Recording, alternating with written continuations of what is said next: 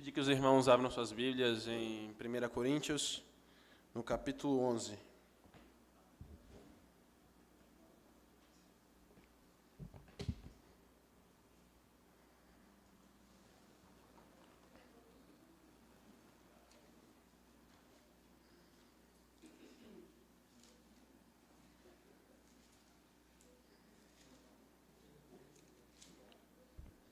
Capítulo 11, eu lerei nos versículos 17 até o versículo 34.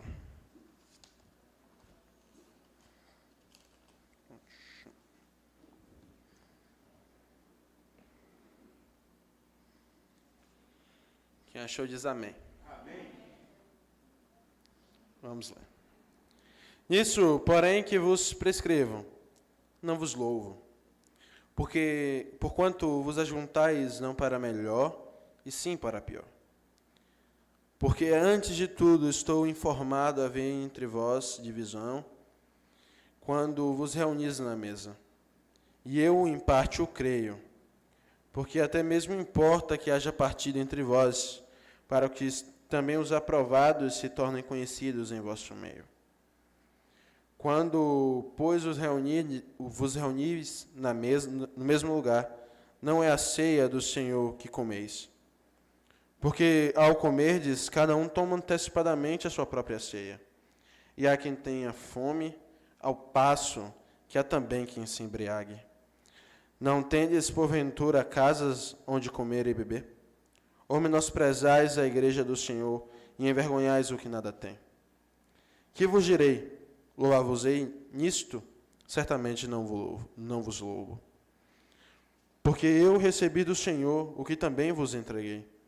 Que o Senhor Jesus, na noite em que foi traído, tomou o pão e, tendo dado graças, o partiu e disse: Isto é o meu corpo que é dado por vós. Fazei isto em memória de mim. Por semelhante modo, tomou também depois o cálice. Depois de haver ceado, tomou também o cálice, dizendo: Este é o cálice da nova aliança, no meu sangue. Fazei isso todas as vezes que o beberdes em memória de mim. Porque todas as vezes que comerdes esse pão e beberdes o cálice, anunciai a morte do Senhor, até que ele venha. Por isso, aquele que comer o pão ou beber o cálice do Senhor indignamente, será réu do corpo e do sangue do Senhor.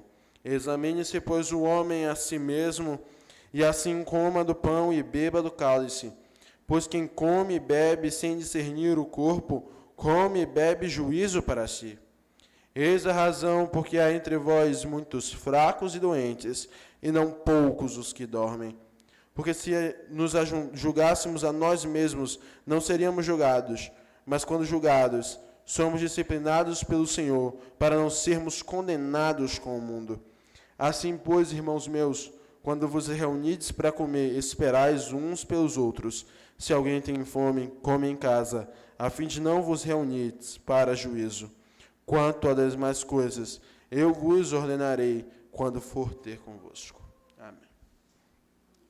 Grandioso Deus de Pai, abre nossos olhos, Senhor, nossos ouvidos para ouvir a Tua palavra, para ver a Tua palavra, mas também, Senhor, abre nosso coração e nossas mentes para que possamos entender esta palavra e que ela faça verdadeira diferença em nossas vidas. Cuida do Seu povo aqui reunido nesta manhã. Pedimos isso no nome santo do Teu Filho, nosso Senhor e Salvador, Jesus Cristo. Amém.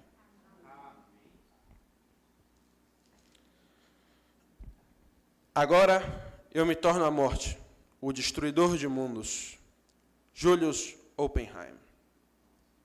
Quem tem conhecimento histórico e científico sabe que este homem que falo é o principal cientista relacionado à criação da bomba nuclear, maior arma de destruição em massa forjada pela humanidade. Contudo, para quem estudou um pouco mais, sabe que a bomba nuclear baseia-se em separar núcleos. E aquela energia que unia o núcleo, quando dispersa, traz destruição em massa, sofrimento, dor e doença. Assim funciona a bomba nuclear. O que unia uma pequena partícula, menor do que o nada, pode causar destruição que acarreta quilômetros e quilômetros. Salvador, Lauro de Freitas, Simões Filho, tudo. Mas se uma pequena partícula, e se a força daquela pequena partícula pode causar tal destruição, imagina a força que une a grande partícula do universo, que é a comunhão dos santos. O que essa força pode causar? Quão destrutivo é a separação dos santos? Vamos pensar sobre isto nesta manhã. Coríntios era uma igreja que sofria de algumas coisas: imoralidade sexual, arrogância e orgulho. Adoravam aos seus próprios líderes, adoração de líderes, e partidarismo. Especialmente o partidarismo separou aquela igreja. E vamos ver isso em todos os capítulos anteriores, e especialmente aos 3 ou 4 primeiros. Esses partidos separaram a igreja. Mas, como se não bastasse separar a igreja em opinião, esfriou o amor da igreja para com o outro. Eu já não me importava com o meu irmão. Já não me interessava ele. E tudo que é narrado no capítulo 11, a partir do versículo 17, vem desta origem. Eles estavam separados, portanto, comiam a ceia separados, na medida que lhe fosse proporcional. E outros não estavam comendo, porque não podiam levar, obviamente, a sua parte da ceia. As igrejas contemporâneas resolveram isto.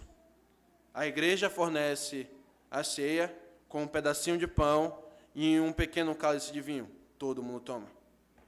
Mas resolveu mesmo? Estamos verdadeiramente tomando a ceia do Senhor? Ou estamos bebendo um copo de suco de uva com um pedacinho de pão? O que estamos fazendo realmente? Devemos nos perguntar isto.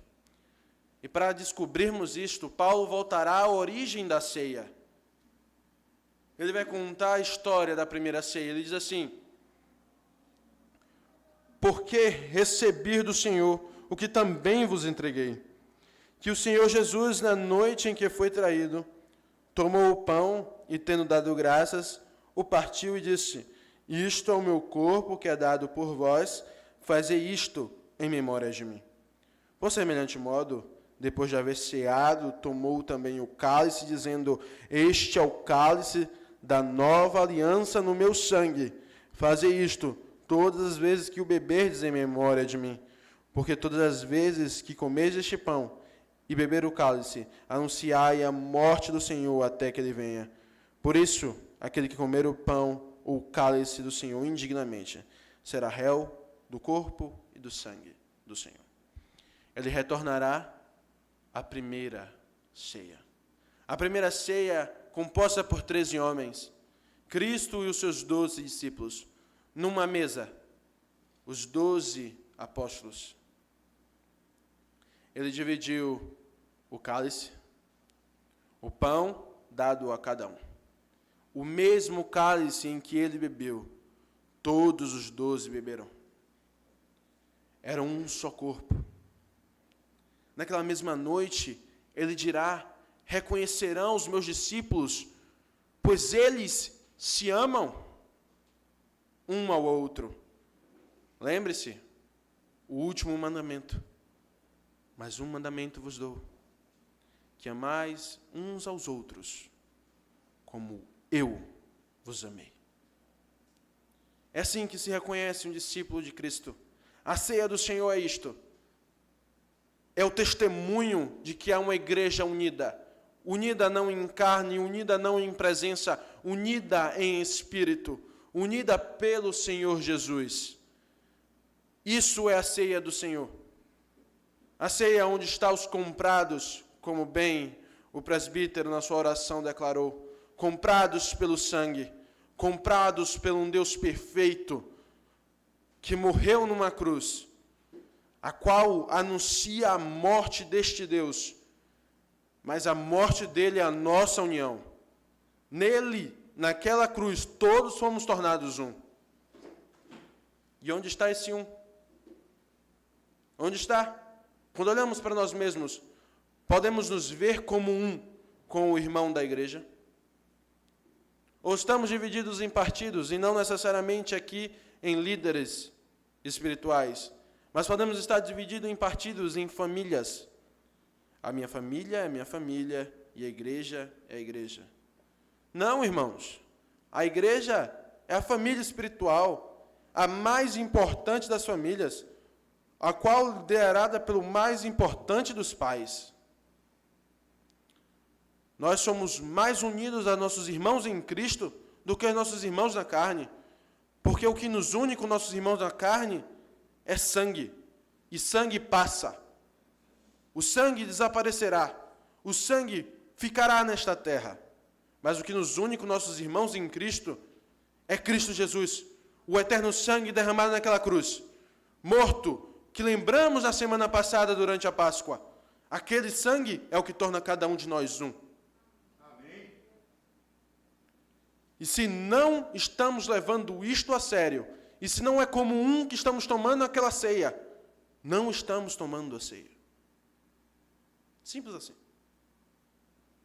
Paulo dirá à igreja de Coríntios: quando vos reunires juntos, não é a ceia do Senhor que tomas. Sabe por quê? Porque não havia unidade. Não havia unidade. A ceia não é tomada sozinha. Ninguém pode tomar a ceia do Senhor em casa. Eu repito para quem está assistindo em casa: ninguém pode tomar a ceia do Senhor em casa.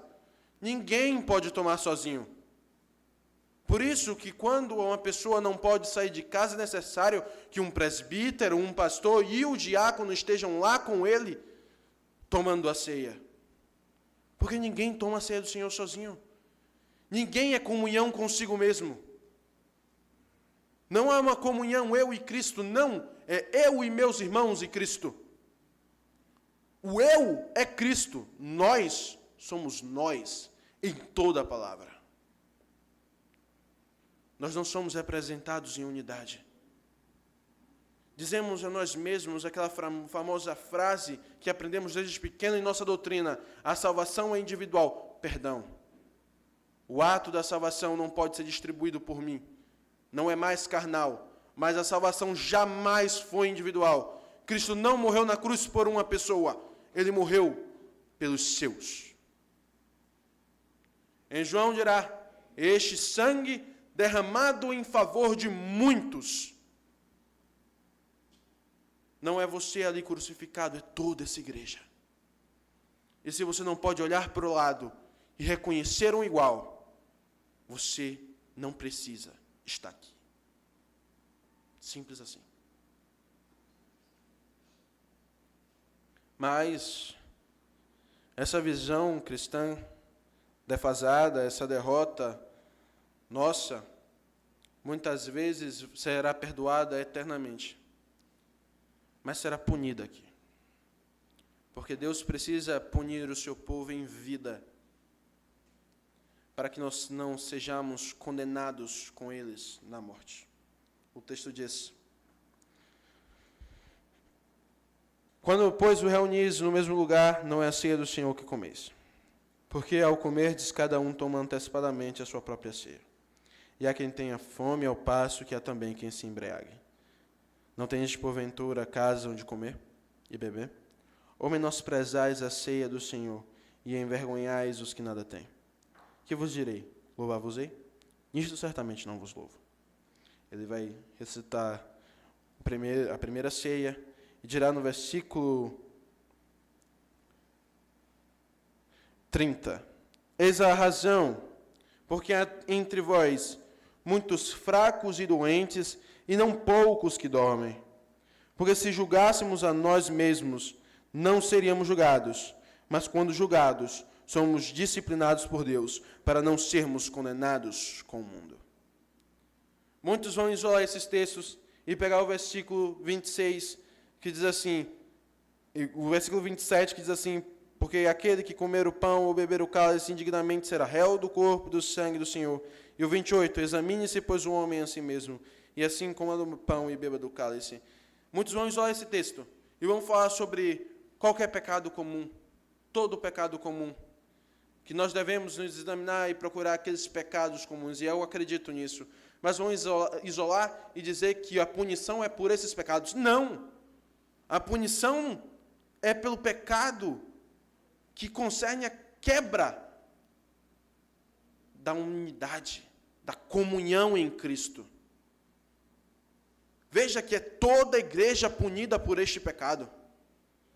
Há muitos fracos e doentes, e não poucos que dormem. Em outras palavras, há muitos fracos e doentes, e não poucos que morreram por conta disto. Essa igreja está sendo punida pela falta de comunhão. E o que é falta de comunhão? O que é falta de comunhão? O que é não ter comunhão com meu irmão? O primeiro passo, claro e simples, desde o começo das pregações de Cristo, é a falta de perdão. Na pregação do Sermão do Monte, Cristo dirá, na sua grande oração, depois da oração ele diz assim, porque se perdoar aqueles que te ofendeu, o Senhor teu Deus te perdoará. Mas se não perdoardes, o Senhor não irá perdoar. É a base do cristianismo, a base do amor entre irmãos é o perdão. E perdão não é deixar passar. Perdão não é dizer, tudo bem, não irei cobrar esta dívida. Não. Perdão é esquecer que esta dívida existe. Simples assim. Diz a Bíblia que Deus joga no mar do esquecimento os nossos pecados. Somos muito mais miseráveis aos olhos dele, o perfeito, do que nosso irmão que causou um pouco de dor a nós. Uma frase que saiu do contexto, uma frase que doeu um pouco, e nós achamos que isto é motivo de ficarmos brigados com ele para o resto da vida. Para não nos sentirmos bem sentados ao lado daquela pessoa, para não conseguir dialogar com verdade, para não conseguir almoçar com ele, não conseguir conversar com ele. Se isso te dói tanto, imagina o que tu fez a Cristo. Aquele que subiu na cruz, sofreu fisicamente, moralmente, mas principalmente espiritualmente, ao ser separado de seu Pai, na hora da crucificação. Você fez ele passar por tudo aquilo e não consegue esquecer uma frase, uma briga, uma situação.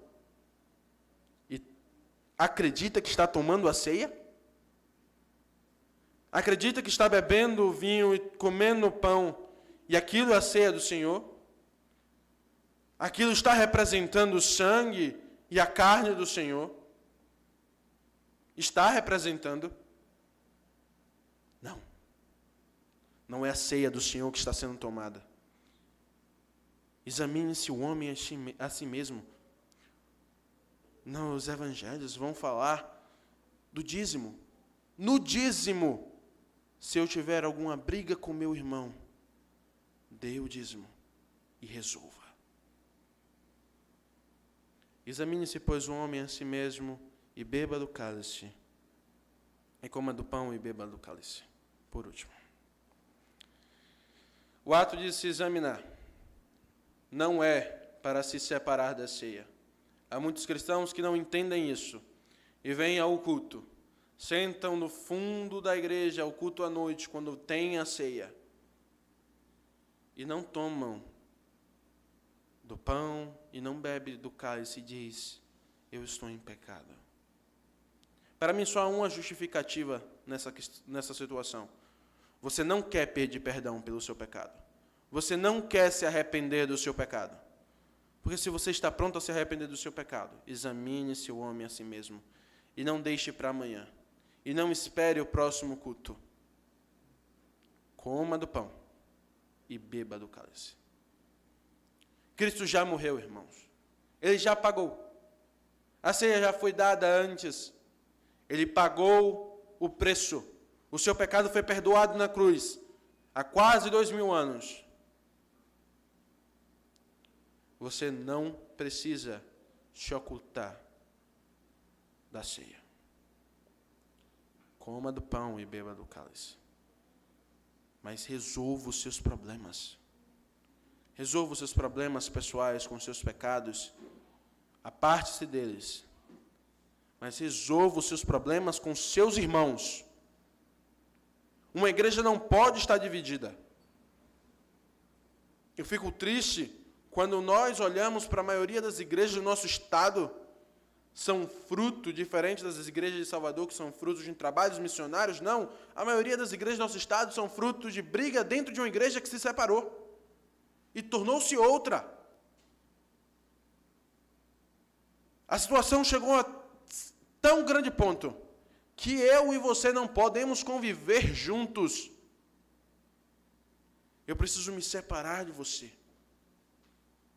E quantas vezes nós saímos de uma igreja para ir para outra porque briguei com um irmão nessa igreja. E achamos que isso é a moral cristã? Não, isso é um paliativo. Infelizmente acontece. Não vai levar ninguém ao inferno. Mas não é a moral cristã. Não foi o que Cristo pediu. Cristo ordenou que amássemos uns aos outros como Ele nos amou. Repetimos, ame um ao outro como a si mesmo. Isso é a antiga lei, a lei da antiga aliança. A nova aliança é muito mais precisa. Ame ao outro como Cristo te amou. Mais do que você se ama, mais do que Ele te ama, ame ao outro. Cuide do outro. Cuide dos homens do mundo. Cuide das famílias do mundo. Mas cuide ainda mais do que com você estão nessa grande família espiritual que é a comunhão dos santos. A quebra da comunhão não tem outro paliativo. Não acontecerá outra coisa senão miséria, senão destruição, senão dor, senão sofrimento. Igrejas e mais igrejas serão destruídas por essa quebra. Pessoas e mais pessoas sofrerão por essa quebra. Você, o que mais sofrerá é você, que não está em acordo com seu irmão. O sofrimento é maior para aquele que guarda aquela dor do que para aquele que perdoa. Não guarde dor. Não guarde a semente da amargura. Esqueça.